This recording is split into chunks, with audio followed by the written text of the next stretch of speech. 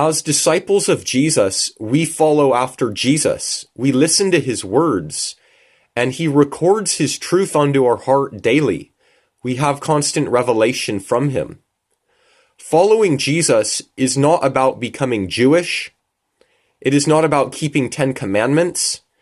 It is not about following Torah or the law of Moses. I know there is a movement today of trying to become Jewish, and they teach that you have to know the Torah, you have to know Hebrew roots, and you have to follow the 10 commandments as the Jews. They teach the law of Moses, but they do not know Jesus or emphasize his teachings.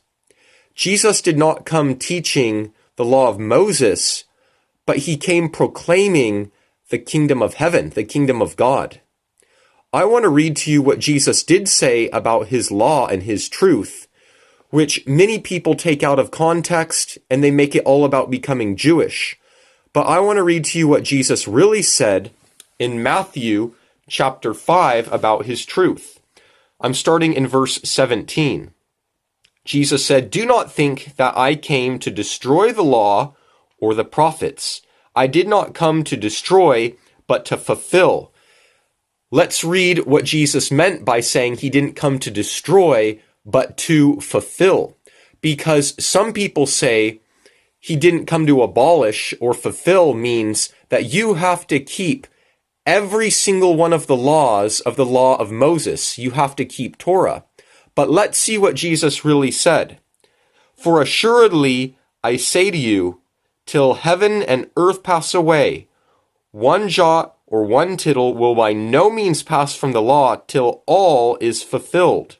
Whoever therefore breaks one of the least of these commandments and teaches men so shall be called least in the kingdom of heaven. But whoever does and teaches them, he shall be called great in the kingdom of heaven." We see here that Jesus is making a huge emphasis on not breaking one of the laws, not even one single jot or tittle, but to keep every single one of them. So what does Jesus mean when he says to keep every single one of these rules? Let's look. "For I say to you that unless your righteousness exceeds the righteousness of the Scribes and Pharisees, you will by no means enter the kingdom of heaven." What could Jesus mean by this? The Pharisees kept every single law so strictly that Jesus was found guilty by their understanding of the scriptures. As you look through of the attitude of the Pharisees to Jesus and his disciples, you will notice that they were under the impression that Jesus broke the law of Moses. They talk about the hand-washing laws, the laws about working on the Sabbath, and many other laws that Jesus supposedly broke according to their understanding of scriptures and their interpretation of the scriptures. But let's look what Jesus really meant. "You have heard it was said to those of old, 'You shall not murder, and whoever murders will be in danger of the judgment.' But I say to you that whoever is angry with his brother without a cause shall be in danger of the judgment. And whoever says to his brother, 'Raca,' shall be in danger of the council. But whoever says, 'You fool,' shall be in danger of hellfire. Therefore, if you bring your gift to the altar, and there remember that your brother has something against you, leave your gift there before the altar, and go your way. First be reconciled to your brother, and then come and offer your gift. Agree with your adversary quickly while you are on the way with him, lest your adversary deliver you to the judge hand you over to the officer, and you be thrown into prison. Assuredly, I say to you, you will by no means get out of there till you have paid the last penny." Do you see what Jesus is doing here? He is saying you have to go beyond the law, not just every jot and tittle, but you need to know it. Next, Jesus says this, starting in verse 27.